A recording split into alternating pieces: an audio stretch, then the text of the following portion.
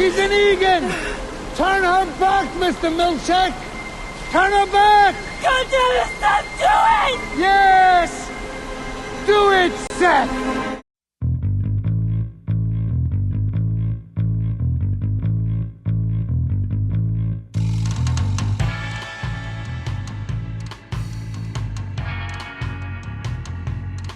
Hello, welcome back to the Prestige TV podcast feed. I'm Joanna Robinson. I'm Rob Mahoney. Rob is still podcasting from the void if you're watching this on video. Live from the severed floor, Joe. Yeah, Rob's in Innie today. I'm an outie, and we're going to switch places next week because I'm going out to LA and Rob's coming back here to the Bay Area. So we're swapping places. Before we start to talk about today's banger episode of Severance, season 2, episode 4, I want to do some quick programming reminders, bits here and there. If you missed it, Rob and I did a sort of brief, little video exclusive check-in on the Buffy the Vampire Slayer news.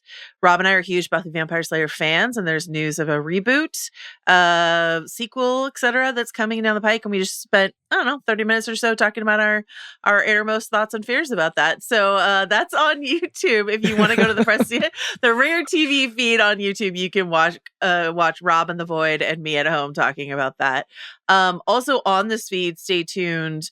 We've got massive White Lotus coverage coming up. We're going to be doing 2 Prestige episodes per episode of White Lotus. So you'll get sort of the instant reaction, Bill Simmons, Mallory Rubin, Joanna Robinson experience, and then you will get the sort of deep dive, send us your emails, theories, and whatever, Rob Mahoney, Joanna Robinson experience. So those are 2 different flavors that taste great together, and that is how we are covering White Lotus this season.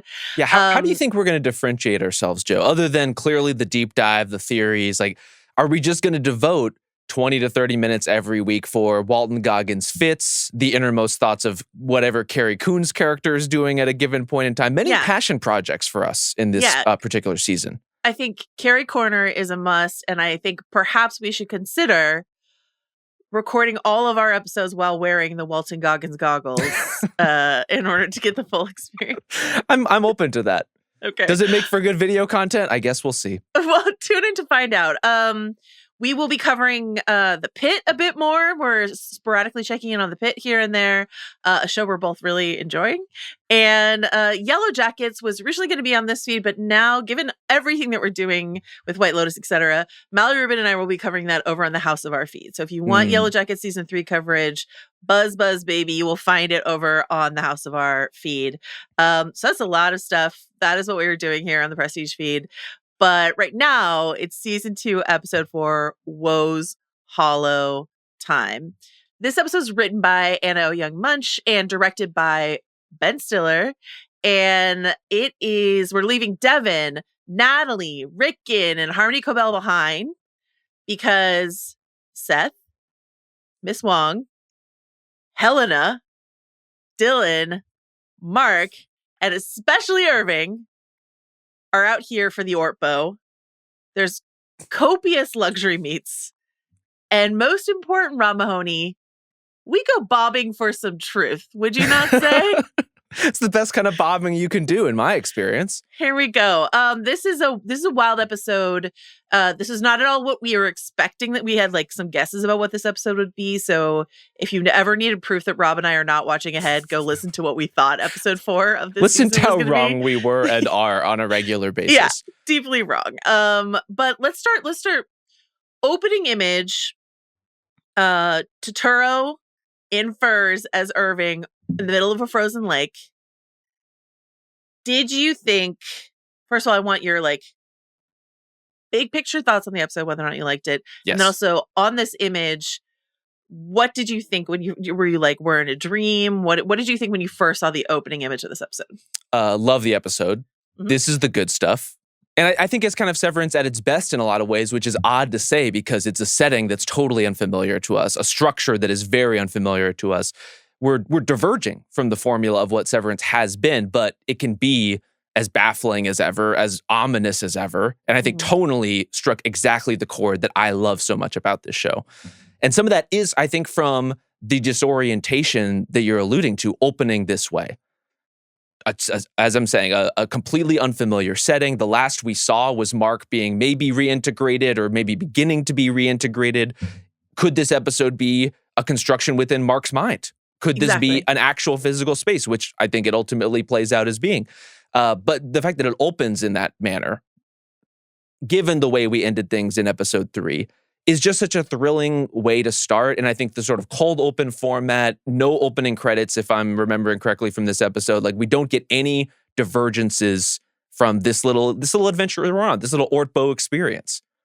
I had this moment where I was like so certain we were right about what this episode was going to be that my brain kept trying to figure out a way that could still be true, even though we opened very clearly in Irving's point of view. And I was like, that's probably not going to happen inside of Mark's head. Oh no. Probably not, but maybe, maybe it could be an out-of-body experience. Maybe it could be transportive. There is something about the furs and the cold that is very third level deep Inception, that kind of reads in a way where it's like, oh, this is a dream state. There is something so ethereal about it.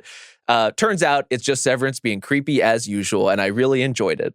I was at a party once the year that Inception came out, and someone was talking to me, and he was like, I want to go down to like the snow fortress layer of your mind. And I was like, we're done having this conversation now, I think. No, I just wouldn't recommend Inception level pickup lines at a party in any year, honestly. Okay, so what I loved about this episode, and among many other things, this is very International Assassin. This is an episode of The Leftovers that you and I talked about on this very feed fairly recently. It is visually quite stunning. There's, if you listen to the official Severance podcast, they talked about how they filmed all of this sort of in and around the Catskills in New York, how they were on location for a lot of this. Even this opening sequence, which looks so strange, you feel like it's digitally created. Adam Scott was saying he was actually on a cliff and Totoro was actually on a frozen lake and they were actually yelling at each other. Wow. And that's stunning. They've somehow found the world's largest waterfall and shot next to it. It's just like incredible stuff. They actually like put a cubicle in the middle of a forest. Again, that looks digitally created, but they actually did it. And I think that gives and there's like shots inside of this episode. They're dressed in these incredible furs, as you mentioned, and there's shots, especially with the 4 of them in frame together. It looks like an album cover. I started looking at photos of the Beatles. I was like, is there a Beatles album cover that looks like this? The closest, of course, we get is Help, but no one is dressed in head-to-toe furs in that album cover. So I couldn't make the one-to-one comp, but like it was definitely framed up as like, this is the band. And perhaps the last time we're going to see the band together, because the question I want to ask you, this is sort of skipping to the end of the episode, but I think it's worth opening with. Do you feel like this is the last time we see Irving B, Irving's Innie? What do you think? I do think it probably is. And I don't know what that signals in terms of the overall structure of the timeline of the show. I think one of the things that's so thrilling about these last 2 episodes is Mark is getting reintegrated more quickly than we probably would have imagined if we were to sketch out how this season might go. And ultimately, if this is pulling the plug on Irving B, and certainly the Helena reveal being a part of that, we're burning through some of the big developments that we are anticipating in this season pretty quickly. And that's so exciting and so energizing in terms of what the rest of the season could be, because I do think this is, basically, I think there's 2 paths here, Joe, and correct me if you see a third one here. Irving B is gone from the severed floor, or Irving B is clean slated, memory wiped as an Innie, and basically factory reset. Do you see a third path here as far as the Innie version of Irving continuing on this show? A later reintegrated version. Sure. Is I think the only other thing I can see. And we'll talk about clean slate. We'll talk about the various contingencies. We got a little bit more information on that stuff inside of this episode. But I think the way it was, I guess I'm just thinking more sort of in a storytelling sense, what does death mean on a show like Severance? Like this was shot very much like, when Irving makes his stand, which we heard at the top of the episode, and I guess really belatedly spoilers for episode 4 of Severance, but like when Irving makes his stand, fully knowing that he is putting himself at risk for termination. And Irving specifically being the character in season 1 who was most closely associating termination with death.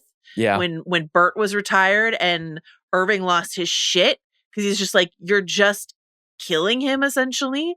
So putting himself on the line for Helly, for Mark, for Dylan, knowing that he's putting his own sort of Innie at risk and walking into the woods, cameras on the back of his face, then we get the front of his face, the smirk he gives Milchick before he goes, this sort of like sense of Pyrrhic victory, the score, everyone's reactions. I'm like, this is a big character death moment on a TV show, but of course we're going to see John Turturro some more. And Absolutely. Of course there could be a twist in the plot where we turn Irving B back on for some reason or another, or reintegration. So just sort of like taking the standard rules of television inside of this sci-fi concept. It's like how we talk about it in the Marvel Cinematic Universe right now. Everything's possible in the multiverse. Robert Downey Jr. is coming back because everything's possible in the multiverse. Right. Anything's possible in a show where you can turn people on and off with a switch, with a walkie-talkie call, you know? And that's where Severance gets to have its cake and eat it too, because we do get the stakes of this maybe being a send-off for Irving B. But as you said, we don't have to say goodbye to one of the beloved actors on the show and the best performances on this show.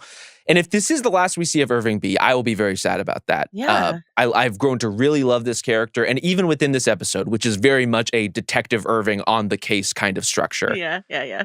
He is allowed to be that, and to be deeply skeptical of Helena, as he has been now for this entire season, but also still kind of credulous about the greater Kier myth.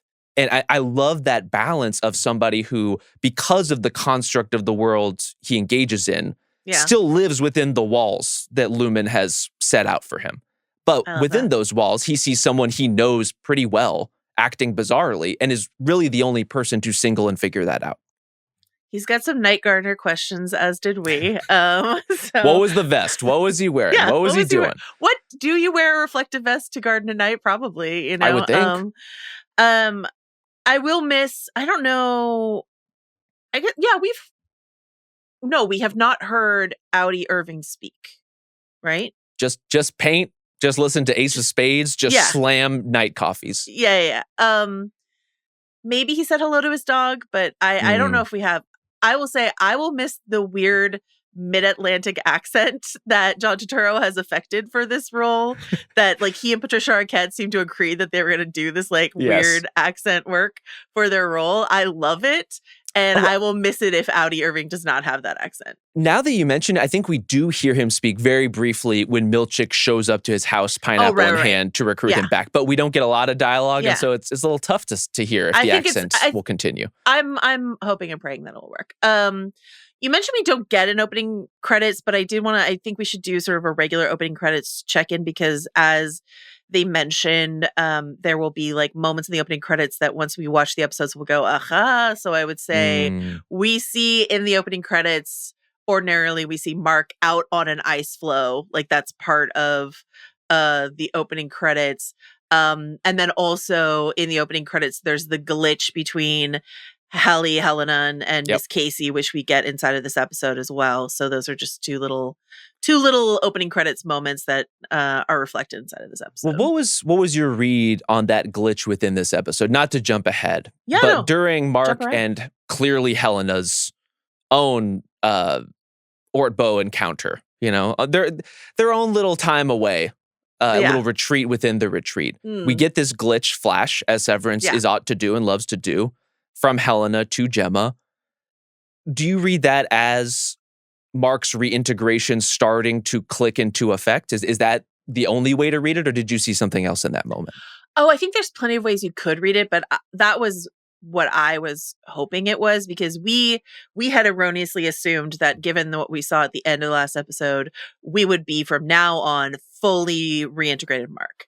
And that is incorrect. It seems like they're going to slow roll this out. And so this is like, I think they needed to do something inside of this episode to give us like a flash of reintegration. Otherwise, you're sort of like, hey, what did we do? Are we just forgetting what we did at the end of last week's episode? You know, so that was sort of my take on it. I mentioned Leftovers. I am duty bound to also mention Lost really quickly. The show is baiting you into it at this point. It's not my fault. No.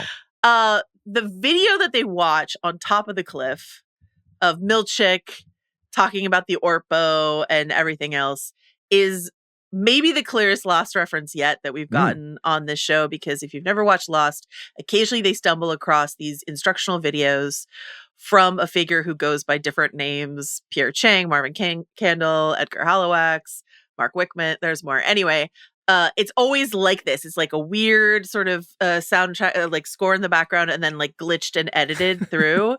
So it's like it's a direct Lost reference. The way that this like video is presented here with the weird soundtrack you're describing. Is it a similar? Like I particularly love that it's not just the Cure anthem, but like Cure anthem.midi is effectively the effect we're going for here. Is it similar kind of chiptune effect? Not quite, because what they find are I think they were made in like the 70s, so they're like reel to reel, but it's like it is a sort of a similar vibe. But yeah, great MIDI work. You're absolutely right. Also, I will say, this is where I'm reaching, but I will say tent sex is a classic Lost staple. Trek across the island, classic Lost staple, et cetera, et cetera. Let's talk about Helly and Helena inside of this episode, please. Helly is finally back. Vindication for everyone who believed that this was Helena undercover as Helly from the start. There was a moment inside of this episode where I actually experienced my highest level of doubt about whether or not we were right, before we were obviously conclusively proved right. Yes. But I will say that of all of her acting skills, of which Helena, very spotty actress in her Helly role throughout the season, but her sort of bewilderment when they first are in the wilderness here, she kind of sold that. I was like, she did. Is this Helly? I mean, I think she was bewildered though. Would Helena do this? But you know, it was Helly all along. I think there's something kind of perfect there in the. Honestly, there is acting and there is not acting. And I think what's so fun about this episode is parsing the moments from Helena and trying to figure out what is Helena herself reacting to authentically and what is her trying to play something as Helly. And so, yeah, her being bewildered in the woods, I kind of believe, in the same sense that when she shows up to present the snow seal to Irving and kind of like chuckles nervously, very homeschool kid energy to me. You know, this is a person who has not been outside a lot. And I particularly love the idea of putting her in this foreign setting. And it is to her as much as it is the Innies, it seems like. I don't think she spent a lot of time, you know, even glamping, as it were. Yeah, this is halfway between regular camping and a glamp experience. They have heaters in the tent. Heaters in the tent, which is a fire hazard, we should say. Absolutely never put a heater like that in the tent. Like, I don't care if you want to like cosplay, LARP Severance in the forest. I'm here to tell you, do not put those heaters inside of your tent. If you are going to LARP Severance, don't put the heater in the tent. No. Don't waterboard anybody. Don't eat the rotting seals shaped thing in the water. I don't know what's going on with the rotting animals, but yeah, I look, the space heater makes for a striking visual in a really beautifully evocative and I think energizing episode in that way. Like the visual language of Severance is so fun and so inviting, and it's part of what makes this show as mysterious as it is. Yeah. And it's details like that that really give you the lighting that you need and the background that you need. Like one thing we didn't get to talk about last week was as they're navigating the halls looking for the goat room again, you get this sort of effect where the lights are kind of turning on and off behind them as they're moving and progressing through the hall. Like, I love what they do with lighting on this show. Yeah. And usually that's very luminescent in The Office, right? Like that's very white overhead light. Yeah. Now we're getting kind of naturalistic settings for the first time. We're getting people in different spaces. We're getting Lumen employees going wild in their little glamping tents. Shout out to those kids. What I wrote down when Helena and Mark are having their team building encounter, and they're backlit by that heater. I wrote absolute hell imagery in my notes. And what we get that, and then we get the conversation they have afterwards, which I think is really useful for your question of when is Helena being sincere and when is she not.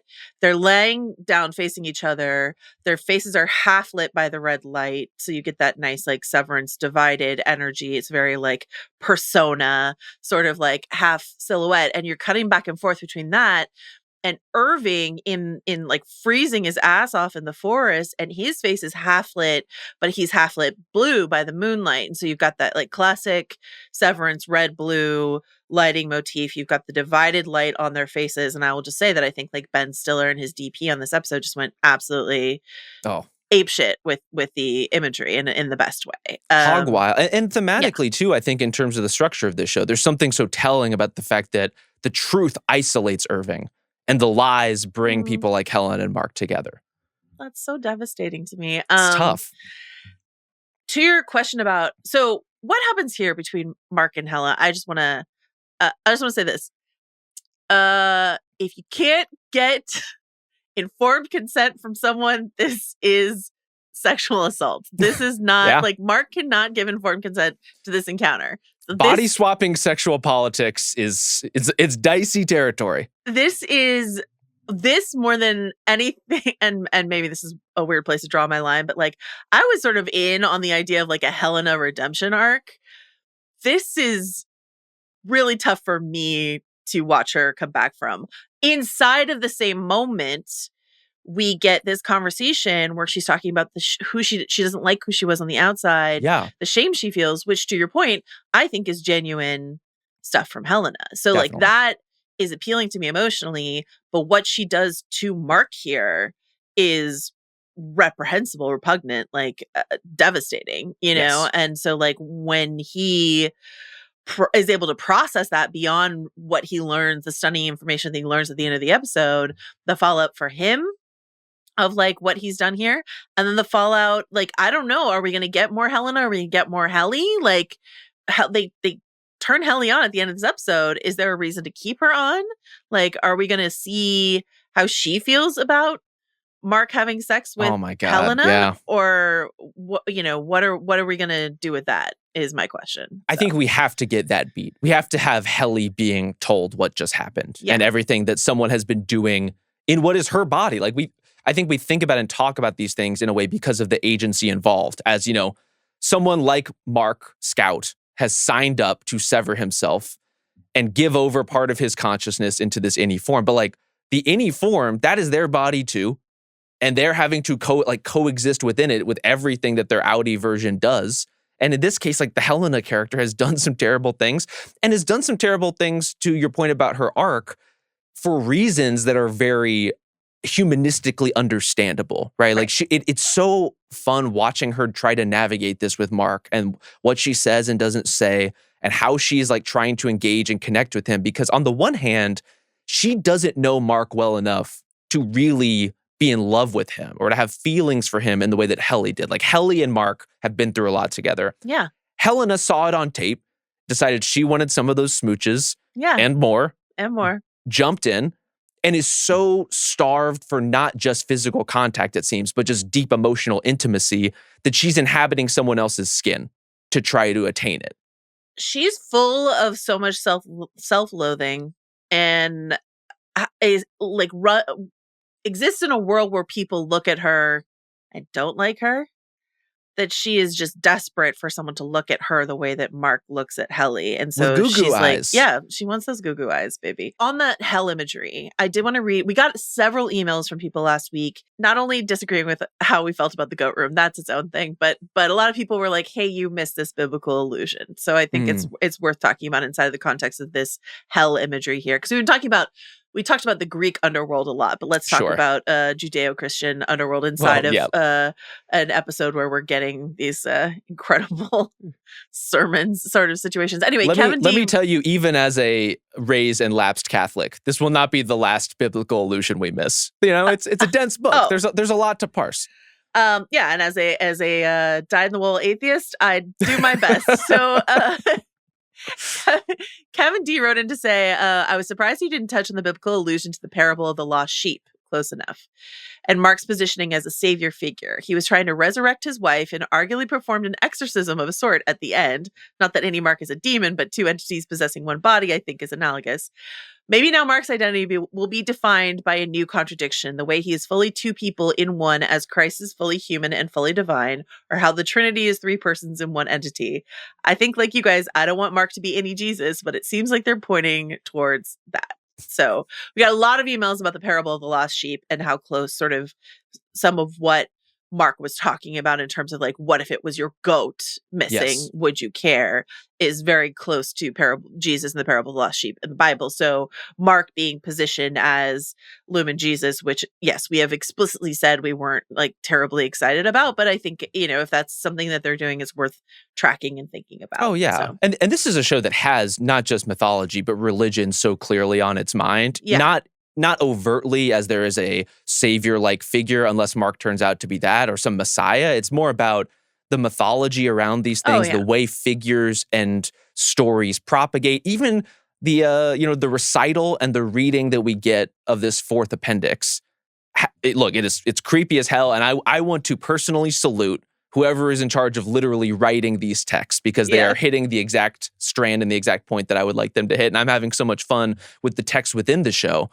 But they do have kind of an old world mythological bent that is very hard to strive for when you're purposely trying to strive for it.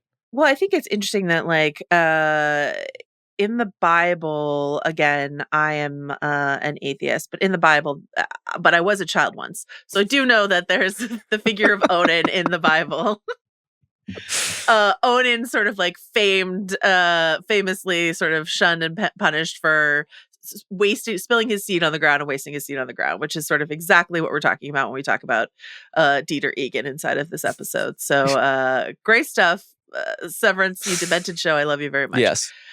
Also on that question, I'm so glad you brought up this idea of like bodily autonomy inside of the innies and the outie world, because I think it's good to think about that in contrast to what Helena said earlier in the season when she's like, we owe them nothing. Yep. Like she's talking about the outies, but really talking about the innies. Like we don't owe them anything. We don't, she's trying to convince herself that they're not people, that, so she could do whatever she wants with them. Our listener, Rebecca C, wrote in to reference another sort of dystopian near future sci-fi story, Never Let Me Go, which is the Kazuo Ishiguro book, which is turned into a film. This is a great call. Yeah. And she says, she wrote, if you recall that book/movie, it's about farming kids, innies, so they can live unfulfilling lives and ultimately be organ providers for their outies. And like the same as Severance, you have to separate yourself from the idea of the cruelty you're doing to this innie so that you can benefit from what they provide. In Rob's case, the ability to never do the dishes. But that innie is a real person with real feelings who falls in love and feels pain, but is stuck doing their duty. You feel me? So this idea inside of the story of Never Let Me Go, an incredible book and a great movie. If you grow humans or clone humans or whatever, to help you, are you honor bound to treat them as a human with their own thought and mind and soul? Or are you able to think of them as merely chattel? Like, what do you do in something like this? So, I think it's an especially fascinating question for someone like Helena under these circumstances, when, as you say, she is on the record that these are not people, that they are not capable of making their own decisions. And yet she's also somebody who, even though she may think of Mark S that way, also at least kind of wants to care about him or wants to feel a kind of connection with him. Like, that paradox is really juicy. I think, again, overall, all the positions that Helena has put in within this episode, and especially when you think back on them and reflect on them or go back for a second watch, things like her cracking up at the campfire at kind of how ridiculous the appendix reads. Yeah. Because she's the only person who has like actual real world context to be able to say, this sounds insane. Yeah. And the fact that she might not even be familiar with some of these texts that are read and presented to she's the like, innies. This is what we're teaching. This is our corporate This handbook. is it? Yeah. Jerking it in the forest and turning into a tree? Do you think when Helena and Mark were having their encounter in the tent, do you think Dylan went down to the waterfall to drown out the sound of it so that he didn't have to listen to it? He did say it was very smart. He thought it was a really good idea. It was very smart. When she says stuff like that was mean of me to say that to Irving. Mm-hmm. Well, let's go back and say this really quickly. Helena's biggest mistake inside of this episode, she's talking about Burving. Everybody's talking about Everybody's Burving. talking about Burving. Everybody's talking Everybody's talking about Burving. That was her that was like where she put her toe over the line. Yeah. She brought up Bert and she says to Mark, that was a mean of me to say that to Irving. And I really feel like that's Helena being like, I don't want to be that person. I don't know. I don't know if you have this. There's like maybe covering. Like there's an interpretation that she's just covering her action and playing the part of Helly. But I also just think I can't believe this is the comp that's coming to mind, but in one of my favorite films, You've Got Mail, don't email me, pineapplebobbing@gmail.com about anything else, but not about You've Got Mail. But like Tom embodying someone else's body for an encounter, not good. Hiding your identity within the context of the internet, fine.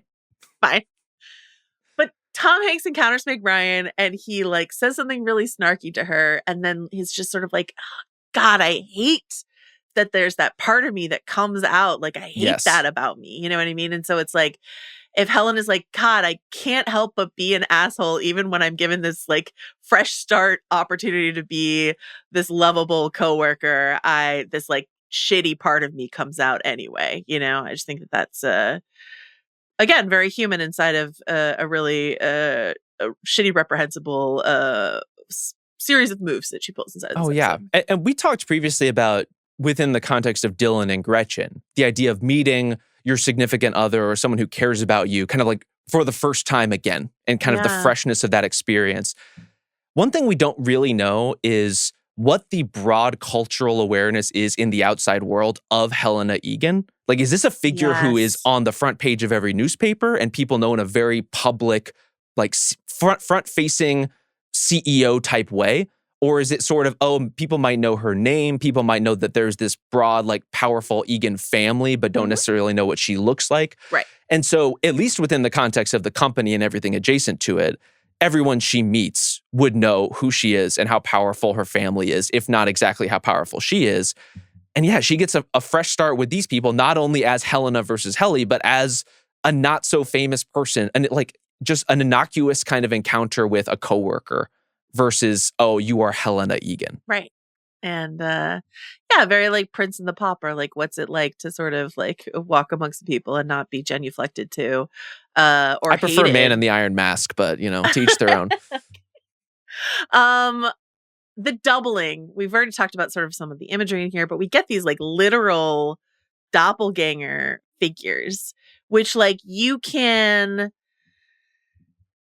That's the goat room level aspect of this episode, because like everything else exists pretty clearly inside of the other than the like the weird rotting seal thing, everything else exists inside of this premise that we've already understood, which is that you've got a chip inside your head that severs you, and that's like sort of a part of the show that we're buying in on that technology. What are we being asked to buy in when we get these weird freaky doubles in the woods? Are these are we Kanye hologramming? Yeah. Are we like, have we hired a woman who vaguely looks like Helena Egan to stand in the snow in a pencil skirt? That seems like, is there room in the budget violation for that? Like, I don't know. So like, what's your sense of what these figures are? Clearly we are being led down a road of expecting some sort of bodily cloning, recreation of forms. Like, that is the overall firmament of the show. Like, it's out there, this idea. I at the point where I'm kind of wondering if that might be more of a head fake in certain ways, and this does end up being a little more smoke and mirrors. This does end up being something like a literal like hired stand-in, body double type situation. I love that it's there. I love that we don't know. I love that we never see those people too closely and we have to ask these questions. It is a little bit, not to night country this thing, a little Travis Cole. Yeah. Just like mysterious figure pointing into the cold wilderness. Like that that brought me back a little bit. But I actually really like this element, and I like how unanswered it is. I like that we honestly may never know. This could be one of those details that we get to the end of Severance, and it's one of those things that's still like, wait, what the fuck was up with those body doubles in the forest? There's some room for ambiguity, and there's room for mystery, even within a show that's like 5 mystery box levels deep already. I'm so glad you invoked the mystery box. I have already invoked 2 Damon Lindelof shows. I will invoke no more of Damon Lindelof. Probably. Oh, actually, no, we got to watch an email. Okay, I'm glad. We will come back to another Damon Lindelof. But Lindelof was so inspired by Twin Peaks in making his eerie sort of worlds. And so this is so Peaksy. These sort of like grinning doppelgangers. We got a great email about sort of the Twin Peaks element inside of like Mark's hand twitch that I think I want to return to when we spend a little bit more time with reintegrated Mark. But inside of Twin Peaks, which gives us, especially Twin Peaks The Return, which gives us doppelgangers and that duality of people, the evil side of people and the good side of people, and all of that inside of that world. I think it's worth thinking about when we think about these creepy little doppelgangers. If you have other ideas about what these people invoke, these figures invoke in the woods, pineapplebobbing@gmail.com. I'm sure there's other things I'm missing, but clearly there's the twinning aspect of the story that they even mention within, like Dylan calls out directly, right? The whole idea of Keir having a twin brother, the Innie outie sort of balance overall. So many parts of this episode, in particular the ones that I love, and I include this among them, are almost more mood pieces to me than they are clues. And like my experience with Severance, I imagine everyone is a little different on their balance, is like 70% mood, 30% mystery. Like the mystery matters to me and drives me, but and when done well, those things are almost inextricable as far as the mood and the place you're put in the story relative to trying to solve it. But both are important, like parts of that formula. Yeah, I don't think I'm trying to. I hear what you're saying, and I think I can certainly fall into the finger trap of trying to solve a show. I definitely do that all the time. And there are ways in which you can just sort of let something wash over you for the mood and the vibe. And that is certainly in David Lynch's world and the Twin Peaks world. That is certainly what Lynch wants. Lynch wants to push you into like a position of emotional uncertainty and just sort of like let you dangle and twist there. Like that's what he does not want you solving his show. And not to be a guy who watched Mulholland Drive this week, but the visage of the woe, the woe bride that we get is very woman behind the trash can in Mulholland, or behind the dumpster in Mulholland Drive. Can we take a 2-minute sidebar? You went with our guy Justin Sayles to see Mulholland Drive. How was that, Rob? He took me on a little date. We went to go see Mulholland Drive in the theater. It was a religious experience for many different reasons. Also, just a great thing to do while you're in Los Angeles. Just really learn about the hellscape that you're inhabiting. It's an important rite of passage, I think. Which theater did you go to? We went to Vidiot's in Eagle Rock. Oh, yes. Which is the place to see it. Yes. Had a wonderful time. Thank you to our guy, Justin Sayles. Okay, Justin's on this call. Thank you, Justin, for giving Rob the true LA experience. But yeah, that I'm fine with just I don't need to solve this. I will say this. I don't need I don't want to be in that space that some of the sort of bad faith Lost fans where at the end of the thing, they're like, you never explained the doppelgangers in the woods in season 2, episode 4. Like, I don't need an explanation for that.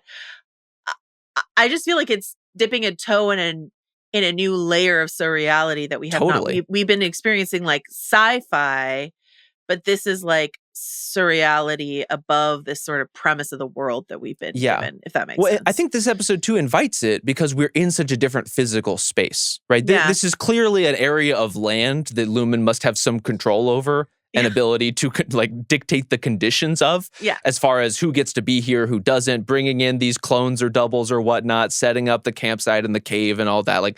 All of that is part of the larger office experience, but it's not an office floor in a literal office building.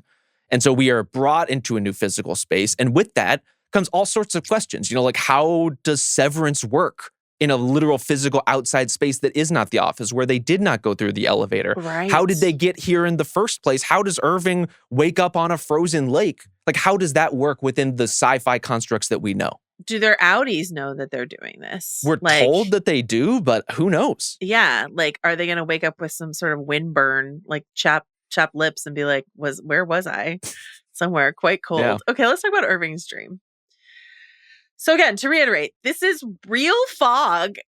They said they didn't use any digital fog in this. This is real fog that they captured in a burned out, woodland area that they found in the Catskills while they were shooting something else. Their location scout found this area and was like, that looks like a nightmare. Let's go shoot there. So that's where they shot this. My favorite, there's a lot to talk about in this cubicle in the woods here. Yes. My very favorite thing, and these might be digital. They didn't talk about whether or not they were, but the moths around the glowing computer screen, I just thought that was incredible detail. Whoever came up with that, whoever was like, we should put moths on the screens in the woods. I was like, you get the marshmallow experience. It might be canceled for other people. Oh my God. But you who thought of moths, you get that. Even more reprehensible in retrospect that it is Helena who costs these 3 innies their one chance to taste roasted marshmallow. Unforgivable. Marshmallows are for team players, Rob. They don't just hand them out. But some of the team were team players. It wasn't their fault. Dylan should get a marshmallow. Here's my question. So these are marshmallows with Kirigan's visage sort of stamped on them. And I thought as it melted, his visage kind of gets a little scully in the flames a little bit. I don't know if that's deliberate or just me projecting, but that's what it looked like to me. Yeah, it was bubbling up. Rob Mahoney, foodie that you are, yes. Whose visage would you most want stamped on a marshmallow? Honestly, you could do much worse than a John Turturro, than a Chris Walken. You know, like I would welcome any of the cast members. Look, if they want to make and market Severance marshmallows with the cast members' faces on it, I would support it. I am 1000% certain those exist and are going out in an award season swag bag. I promise you that they're is coming. quite conscious of these things for sure. The Apple box the swag box that they sent out for season 1, I don't get much TV swag anymore, and I like that about me because it just like adds up and it's just a lot of stuff. Yeah, not to be ungrateful, but it's a lot of stuff. It's a lot of stuff. But the Lumon box they sent out, in among other things in there, they did have like Lumon snack boxes from the like vending machine that were like in the thing. So I'm confident that whoever is doing Apple TV swag saw those marshmallows in this episode and was like, "Oh, thank you for doing my job for me. Done and done. Thanks so much." Okay. The dream. Okay, so here's a couple things. We do get a Irving appearance. Yep. We get the woe bride appearance, and then the jump scare, the absolute jump scare that like got me. And then we get the refining image on the computer, and we get the letters EAGAN form Helena's face on the computer. And so something that I think is really interesting worth pointing out, we've had Irving sort of snooze a bit on the inside, and that's when we got the black paint sort of gooing over his cubicle in season 1. But the Innies don't sleep. No. This is the first time they've ever gotten to experience it. Do Innies dream of electric sheep? Like, do they dream? Like, we already know they do. They do. And so what truths are hiding inside of an Innie dream? We don't get to see what Mark was dreaming about. We get to see Adam Scott's tremendous smash into the pillow sleeping face, but we don't get to see like what truths he might have found inside of his dream. But Irving gets the answer to his suspicions inside of this. Who would have been powerful enough to send their outie onto the 7th floor? And he gets the letters Egan shaping Helena's face on the monitor for him.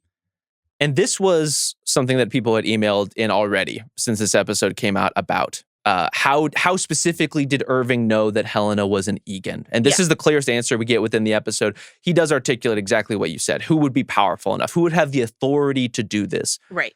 I think maybe there's a little bit of a jump there between, this is a high-powered Lumon employee to this is an Egan specifically, and it needs this sort of dream assist to ultimately get there, because otherwise, how would Irving know? The one reason I'm pretty a little bit more willing to play ball with it is we have seen historically, Irving is maybe the character who has the most porous boundary between Innie and outie in terms of the black goo, in terms he's been actively trying in his outside life to infiltrate the mind of his Innie and pass information. Yeah. And is it possible that even if it is subconsciously, granted, this is one of the only times we've seen Irving fall asleep, and that might be when he's most susceptible to receiving the information that his outie is trying to send him.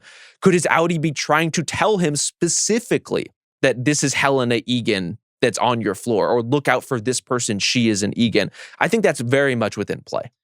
Absolutely. And I think also, to your point about sort of the permeability between the Innie and outie and Irving, which might mean that like we will miss Innie Irving less because maybe he's much closer to outie Irving than we sort of like originally were given to believe. Yeah. I think when we first met outie Irving, we were like, this guy is cool in a way that Innie Irving is like distinctly not cool, but like who's to say? But what we know is that outie Irving is on an intensive investigative project. He's got Definitely. Phone numbers and addresses and maps and all this sort of stuff. And so, all he needs is the yarn wall, and then he's set. And so this idea of Detective Irving, like this is a part of his outie character as well, is that he is like a guy trying to get to the bottom of something. Yeah, he has the mind for it, clearly. Yeah. And he's able to, was putting things together in a way that none of the other Innies are. He's noticing these clues. And yeah, does he get a little bit of an ethereal dream assist? Yeah. Possibly. And Severance's first kind of foray into horror, as we've said, which is exciting. Like this is a very different tonality for the show that has been surreal, that has been unsettling. Yeah. But crossing the line once we start seeing, ghastly figures in the dream flesh. That's a different level. And I think one thing too to note is the seat in which Woe is sitting is typically Helly's seat, kind of diagonal from where Irving sits within the cubicle. How he's putting all this stuff together, who's to say? But the brain works in mysterious ways. And Bert's and Dylan's spot? Is that right? I believe so. Okay, interesting. The file that he's working on is Montauk, which to me, a non-East Coaster immediately invokes Eternal Sunshine of the Spotless Mind. Of course. Meet Me in Montauk. We already talked about Eternal Sunshine of the Spotless Mind as a possible comp for some of these things. But I can't find the email, so it must have been someone sent it to me on either like Twitter or Blue Sky. But also worth noting, the USS Montauk was an ironclad warship during the American Civil War. Just as we track our Civil War references. I have a question for you, Joe, about, one way to read this is Irving's subconscious feeding him information about Helena being an Egan. One way to read it is our guy who's just a working 9-to-5 stiff having a stress dream about his job, in which the numbers are swirling, the letters are swirling, he's panicking, the moths are being drawn to the screen.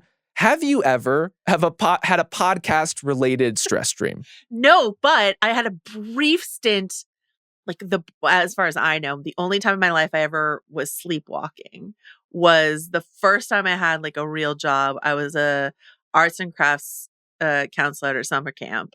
And that was like, it wasn't like a sleepaway camp. It was like a day camp, but it was like a 9 to 5. It was like, I was a teenager. It was my first like 9 to 5 summer job. And I would walk into my sister's room and start talking about like what the like craft project was. I have to get all these lanyards sorted. I have to like get the beads or whatever. And I was like sleeping and talking about my job. So that's like, I've definitely had other stress dreams about work, but that is like the most extreme example was me anxiety sleepwalking over my arts and crafts counselor summer camp job. But I can start a lanyard very quickly to this day if you ever need one. I believe it. If you want to tie-dye something, I'm your person. How about you, Rob? Have you ever had a podcast nightmare? Not a podcast nightmare, though. I do regularly still have school-related nightmares, specifically a college-era nightmare in which I think I have dropped a class, but find out shortly before the final that I have not. Oh, no. That is my recurring nightmare that I'm just living through on a daily basis. And so if anyone out there wants to tell me what that says about me, please do. But I'm delighted about your arts and crafts nightmare, Joe. And to this day, part of your job is just yarning up a wall, just drawing lines from conspiracy to conspiracy, Innie to outie. We're putting it all together out here. Thanks, Rob. If you have, if you're a neurologist and you're listening to this, as we've seen, we've got a lot of emails from brain science people. If you want to diagnose Rob's stress dreams about his, fix us, please. Yeah, fix us at pineapplebobbing@gmail.com. Rob, my hope for Dream U, Nightmare U, is that it's at least a pass-fail class. You know it's not. I know it it's can't not. be, or else it wouldn't be a nightmare. I know it's not. Okay. Anything else you want to say about a gaunt bride, half the height of a natural human? Woe's hollow. This idea of the like physical representation of one of the four tempers. What do you think? I never envisioned that we would ever get to see a temper on this show. Mm-hmm. It just doesn't feel like it would be of the world. And yet we got here in a way that feels super organic. And then, these characters have literally just been shown like picture book versions of what woe would look like. And so it's very easy to kind of see how that would infiltrate the brain into dream form. I don't suspect we'll see the others, but I'm just delighted that we're here. And I'm delighted that we've edged into even darker territory within the world of Severance. And dream states are tricky territory with shows. You don't want to over-index on them. You don't want to lean on them too heavily. Little bits and pieces as seasoning, I think, can go a long way. This one I loved. If we're doing this every episode, I'm probably going to feel pretty differently. But for one of the more grounded characters in the show to have this sort of out-of-body experience during the first time where he's basically allowed to sleep felt very poignant to me. Yeah. Yeah, I think if we see the tempers in the dream space, again, a dream space is a place where I never need an explanation or a logic about that. This is a dream, so that's fine. All right, let's talk about the confrontation / the Glasgow Block. Glasgow does relate to the Civil War. Once again, we can find a connection, but I don't know. I'm disinclined again to overly. I opened this floodgate, and I'm so sorry. And please do keep sending us emails about this, but someone on Reddit posted from the sort of stop motion animation Macrodat propaganda video that we saw at the beginning of the season. There's the shot of Helly's sort of cartoon figure bobbing for pineapples, shot from underneath the water, the way that Helena is shot in this episode, with who? Irving standing over in the her background. In the background of this animated, it's up through the water, it's a pineapple, our fave, her face underwater, and then Irving behind her. And I'm just sort of like, great job, Severance. You're the best. Maybe the pineapple really is truth. Ultimately, I'm trying to think of what the stand-in is ultimately, symbolically, if we're gonna really chase that thread down. I don't know. We'll find out. I have a question if Dole or some other big pineapple has incepted me in some way, not to the Snow Fortress level of my mind, but I've been eating so much Don't ever let Dole into the Snow Fortress level of your mind. I don't care how good they say Dole Whip is.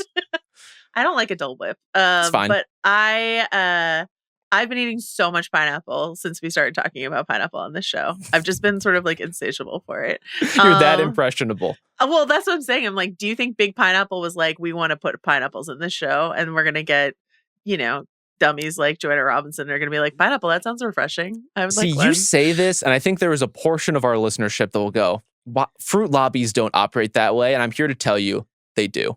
Please look into the marketing and production of different apple varieties. Yeah. It is a vicious, cutthroat, consumeristic, very peak late stage capitalist world as far as how you make fucking Cosmic Crisp a thing. It's an insidious space. You only need to watch the highly problematic yet undeniably entertaining trading places from the 1980s to know that the orange market is not to be trifled with. Not at all. Here's the thing, Rob Mahoney, that I love about you podcasting in the void. This is I don't know if you do this on. You've got this great pointing at the camera thing that I'm trying to speak to the people. That's great. Okay. Our listener Tyler M wrote in, and we've gotten a couple emails about this across the season, going back to that scene, that the screen that we see when Dylan is initiating the OTC. Mm-hmm. The system functions had a number of other options. Tyler sent us an entire list of it.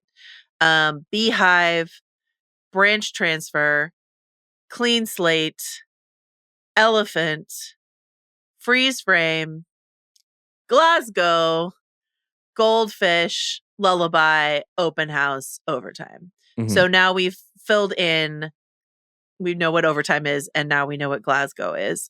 Do you have any thoughts or feelings about any of the rest of these? I mean, branch transfer just maybe seems branch transfer. Yeah. And we saw that from Mark's other team. But like Beehive, clean slate feels fairly self-explanatory. Elephant, restore all memories. I kind of like that. That was Tyler's guess for that. An elephant never forgets. Goldfish, extremely short memory span. Amnesia, something like that. Anyway, what do you think? Beehive is definitely the most evocative to me. Yeah. And I'm trying to put together what that could apply to in terms of maybe recalling people in some way. I don't know. Like I love how ambiguous these are too. I love that they invite this sort of speculation, and yet I can't quite put my finger on it in any meaningful way, other than, as we said, clean slate makes sense. You know, like you don't need to get too cute with all of them. Mm-hmm. But I like that the programmers at Lumon, you know, they got to stretch out a little bit. They got to have fun. They got to be like, okay, yeah, Glasgow, fuck it. Elephant. Let's do it. Okay.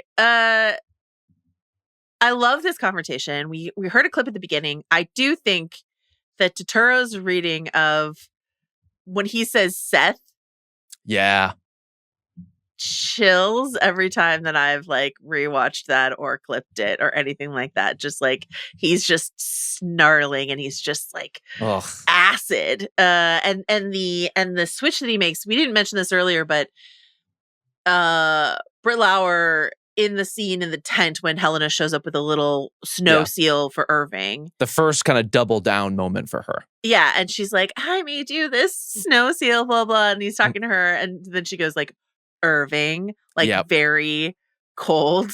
And then sort of tries to warm back, like defrost herself a little bit. So that is great stuff. But the switch we get from Irving's stand here of like, you know, shoving her face in the ice cold water, demanding this happen, and then tenderly cradling her when she's Helly again.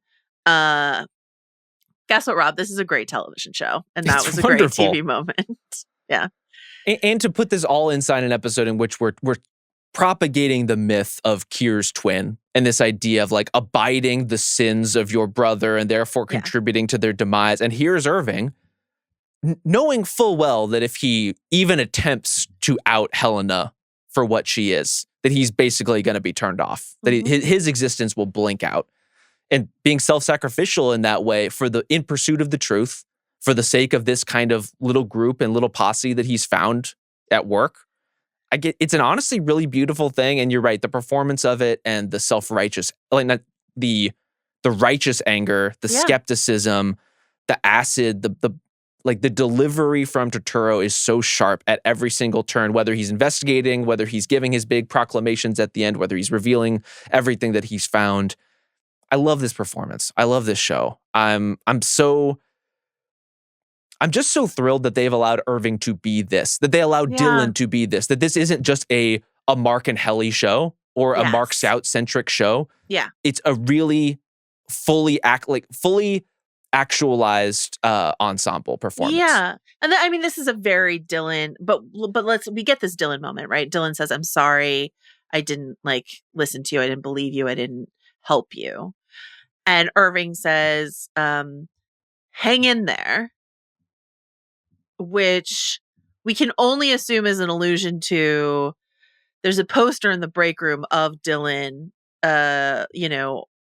operating the two switches on the OTC that says hang in there. And so do you think he's like, did he hide something for Dylan in behind the hang in there poster?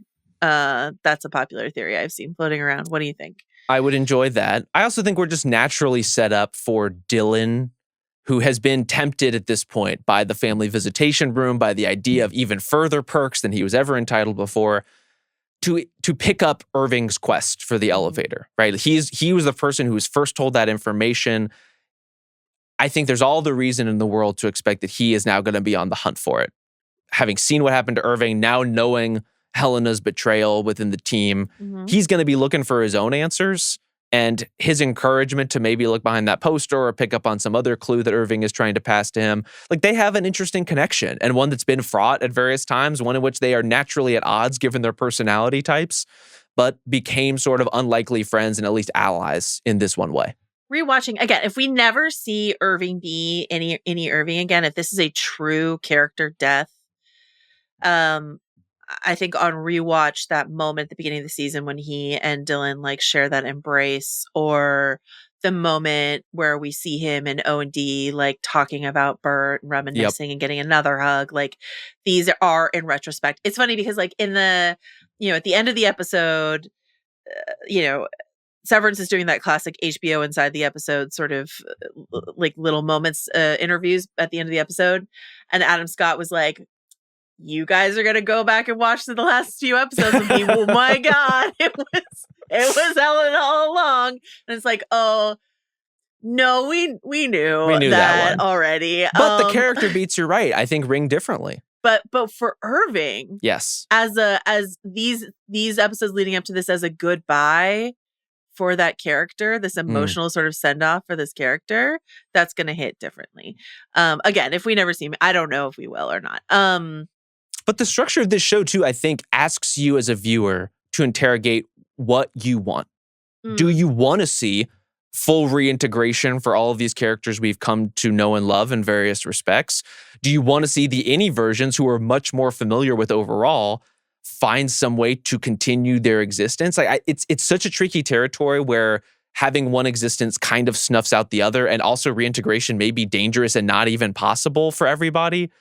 And being put in our position, like both ethically in terms of storytelling, like what do you want is such a huge question to have to ponder. Yeah, and we entertained this before, and my earlier sort of idea was like, I want everyone reintegrated because I don't want to like snuff anyone out. Yeah.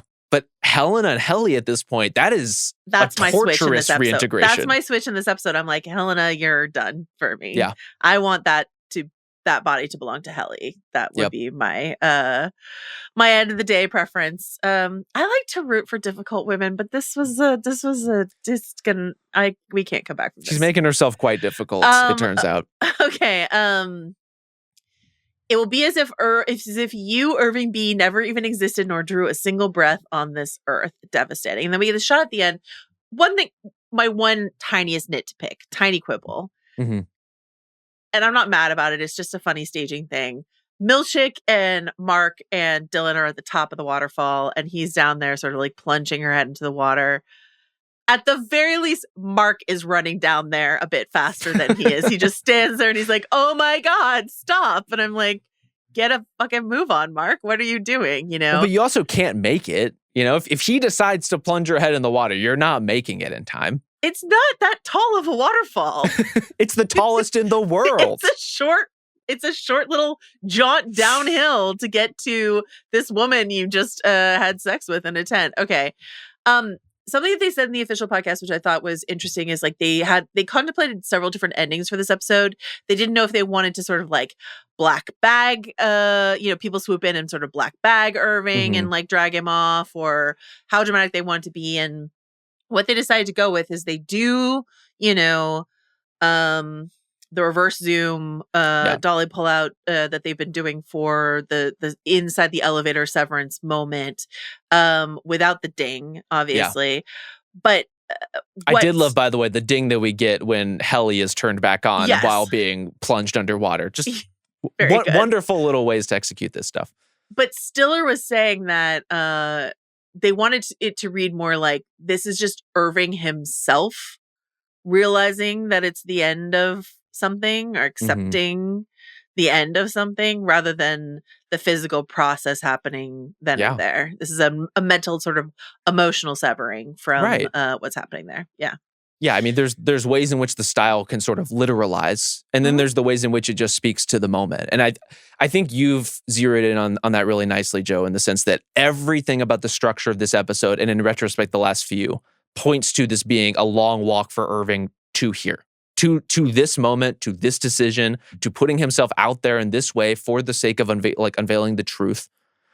And I hope that those stakes stick. I'm not saying I don't ever want to see Irving be again, but like this is a meaningful sacrifice. I agree. Like I was watching this and I was like, they can't just, if they just undo this, then rewatching this episode will not feel like thinking about a show like Lost, which has these very sentimental, sacrificial death moments for certain characters.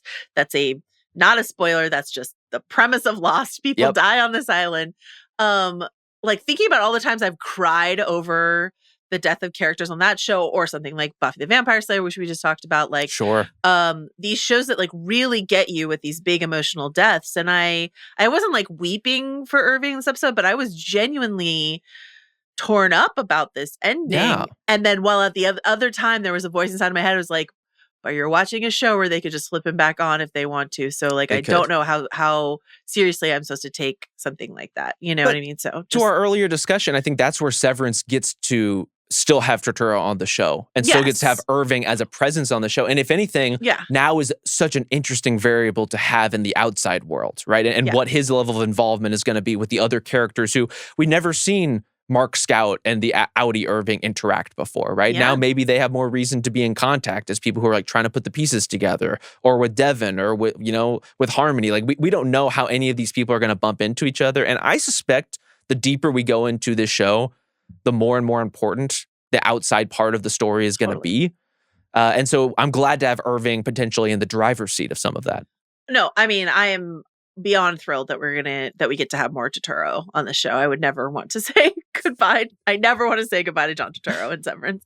Okay, quick sort of a few emails to get to, and then maybe some odds and ends, and then we'll wrap up here.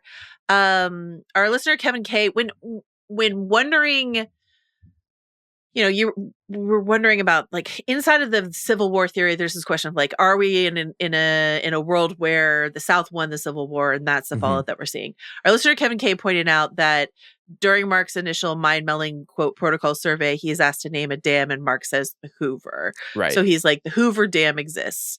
So Herbert Hoover exists as 31st president of the United States. Yeah. Possibly, et cetera, et cetera.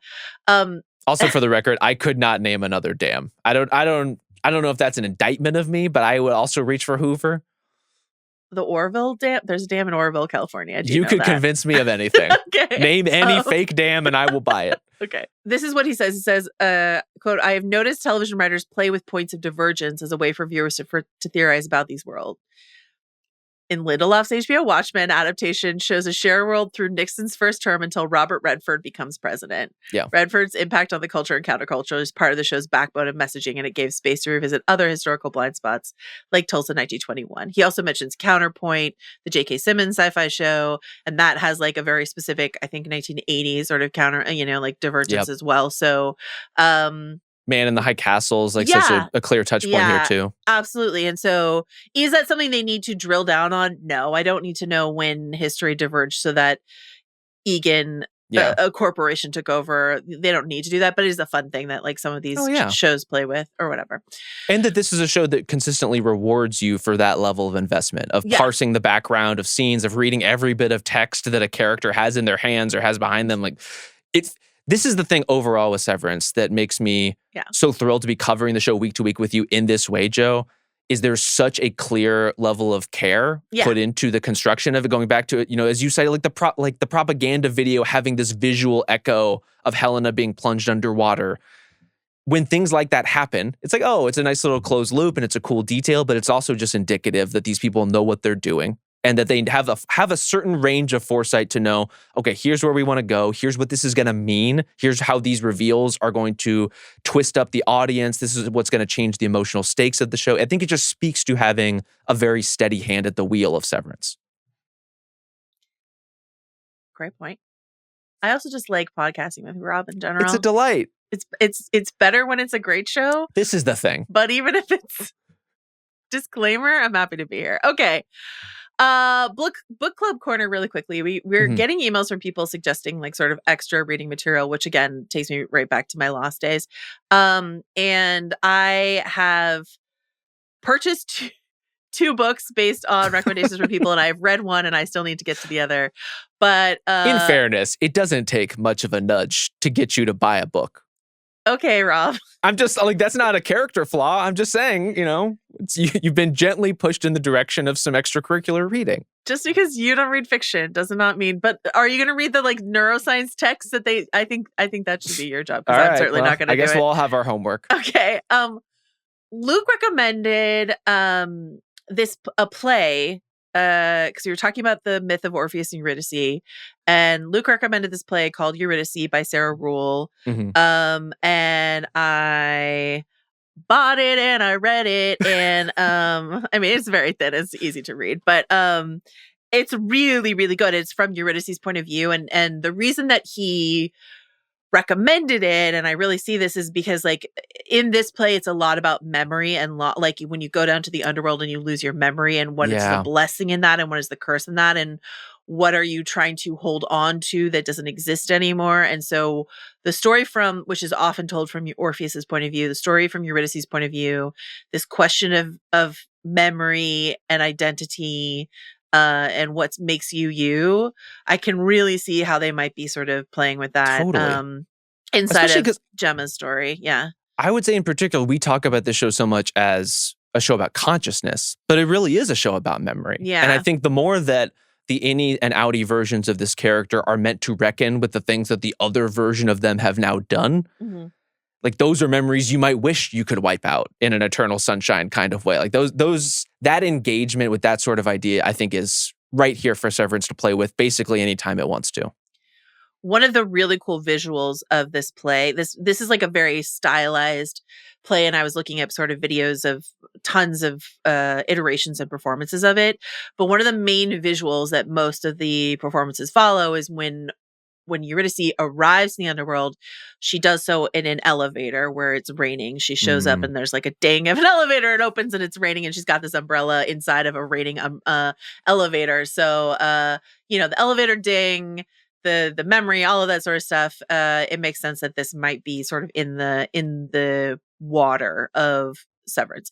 Yeah. The other recommendation we got that I have purchased but I have not gotten to, and I'm fine to wait on this because it has to deal with Cobell, so I think maybe we'll delve into this when she re-enters the scene. Yep. But our listener Brett recommended William Vollmann's National Book Award winning novel Europe Central, which has that is a tome. That is a thick boy. But he's recommending this. There's like a 50-page short story inside of that book called Clean Hands, which is a story of a man called Kurt Gerstein, who basically infiltrated the Nazi organization, and in very small, if you want to put it that way, sort of like functionary ways, operated to save lives inside of the Holocaust. So just sort of by recommending, like, Clean Hands is I haven't read this short story yet, but sort of Brett summarized it. But this idea of like operating inside of an evil organization, executing evil orders inside of that evil organization, but trying to make small changes to do what you can to mitigate the loss. A bit like Schindler's List, but it's sort of like even sort of... Sounds like maybe even more compromised than that. Yeah, more compromised than that. So is that something that we could think about when we think about Harmony, if we think of her as someone who maybe has infiltrated Lumon to exact revenge, but can we reconcile that with the shit we see her do in season 1? Can we think of her as someone who is on the side of the angels to a certain degree, but is like playing the games of the devils in order to get there, sort of idea? So we are due for a Harmony episode. Maybe not the entire episode, but one in which she is significantly involved in the action. We've seen her drive. We've seen her drive back. We've seen her not go into buildings. She is absent this week, as you mentioned. I feel like 5 or 6, we're going to get a lot of Harmony. I hope so. Also, I don't need to read the emails, but we have gotten several emails from people saying that we're wrong about the chamomile cookies. Rob, are you willing to try a chamomile cookie recipe to see if the listeners are right? I'm willing to try baking anything. Yeah, I know. If someone wants to send us a chamomile cookie recipe that they earnestly believe in, we will try it. Okay. Last but not least, our What Would You Sever section has reemerged here. We talked about dishes last week. We talked about a number of other things. We got several emails about the same concept this week. First, before we get there, I will say Rachel H. wrote in to say she was shocked and appalled to hear me talking about severing anything other than doing my taxes, because she's heard me over many years of listening to a podcast talk about how much I hate filling out a form. And that's true. So probably I would sever taxes if I could. But Alan L., Grant H., Amy S. all wrote in to say, like, going to the gym. And not because they don't want to go to the gym. This was the part that threw me for a loop. Like the exact reasoning is... Yeah, which was the same across the board, I think, for all three of them, which is like, imagine getting to go work out, whether you're swimming or lifting weights or whatever it is, without the burden of the rest of your life sort of hanging over you. Yeah. I don't know if I've talked about this on this podcast, but something I've been doing in 2025, because like for a while, started back in 2024, I started doing this like sort of get jacked weightlifting thing, which is great, but it's really come to bear in 2025 because I read the news and I get mad and then I go lift heavy things in the gym. That's sort of been my process of coping with things. But what if I could do that without the sort of like burning roiling anger at the state of the world? Like, would that be an even more enjoyable experience? What do you think, Rob? It might, but I think you're hitting on something that's so important, which is the release of those activities. Yeah. On the one hand, you don't want something weighing you down while you go to the gym. But on the other hand, when you do hit like a runner's high and it gives you that pacifying feeling where you do forget everything that's happening, like the Innie version of you wouldn't have that moment of relief. They would just feel, the endorphins of exercise, but they wouldn't feel the relief from not having to think about the outside world. This also presumes that your like chosen form of exercise is a solitary activity, whereas like Rob, you love a game of pickup basketball, right? Oh, absolutely. Like and you wouldn't want to sever yourself from that. That's like I would never give it up to the point that at some point I'm just gonna run my knees and Achilles into the ground. There's this famous thing where eventually you get old enough and you either have to actively stop yourself from playing pickup basketball or you will have to be carried off the court at some point. I'm gonna die out there. On your shield. That's just the life that I've chosen for myself. So yeah, I'm not giving my any minutes of my gym time in that particular way. Rob's coming home on his shield from the basketball court. And that, I think, is our season 2, episode 4 Severance check-in. Is there anything that we didn't talk about that you want to make sure we reference? One thing that's very important to me in terms of the overall mood setting of this episode, when we get our fireside recital of Appendix 4, we also get Miss Huang playing a mean theremin. Thank you. This would be a great invitation for me personally, Joe, seeing it on screen to finally learn and understand how a theremin works. Yeah. I don't. Okay. If there's a reason I am not a physics podcaster. It seems very complex as instruments go. pineapplebobbing@gmail.com. I want to let you know that on the official podcast, they had Teddy Shapiro, who is the composer for Severance, was on this episode. He did not understand how a theremin works. He composed this piece for the theremin, baffling instrument. And he's like, I don't know, you block a wave, and that's how it makes a tone. Anyway, what they were saying is that the actress who plays Miss Huang learned how to so she's actually playing. She Chalamet this thing? Yeah, she did. She just disappeared and learned how to play all the songs of Bob Dylan on the theremin? Full Timbo. Absolutely, all the way. Anything else? Yeah. Well, I also learned that apparently, so I've always known it as a theremin. I learned that they're also called an etherphone, which is just bang up job. Bang up job by the instrument naming authority. Wow. Okay. Well, this is amazing. Anything else you want to talk about? The only person I want to give a special shout out to, because I don't think we touched upon him much in this episode, aside from his waterfall superlatives. Great Milchick episode. The fit. Great Trammell Tillman episode. You know, as his readings of things that are clearly ridiculous and line deliveries of things that probably would be silly coming out of the mouth of many, many other performers, with him always do have that edge of danger, of authority, of just like, this is not someone you want to get on the wrong side of. And yet he obviously has the very like corporatized plastic smile thing that he can go to whenever he wants to. So great Trammell Tillman performance. Just incredible outfit. I loved his outfit. And also, I think it begs the question, I think this is something we need to keep asking ourselves is like, is Seth, do it. Is Seth a true believer? Because like, is his offense that he takes over them snickering, which results in the marshmallows getting thrown in the fire, is his offense like a personal religious one? Or is it just sort of like, I'm playing by the corporate rules here, you know? Seemed rude either way. Great No question need to to throw ask. those marshmallows into the fire. If you, like us, are quietly yearning to learn more about anything, you can send us an email, pineapplebobbing@gmail.com, prestigetv@spotify.com. Again, we're getting so many emails. They're all great. Thank you so much for sending them. They're really, really good and varied, and I will continue to buy books and pineapples thanks to this show.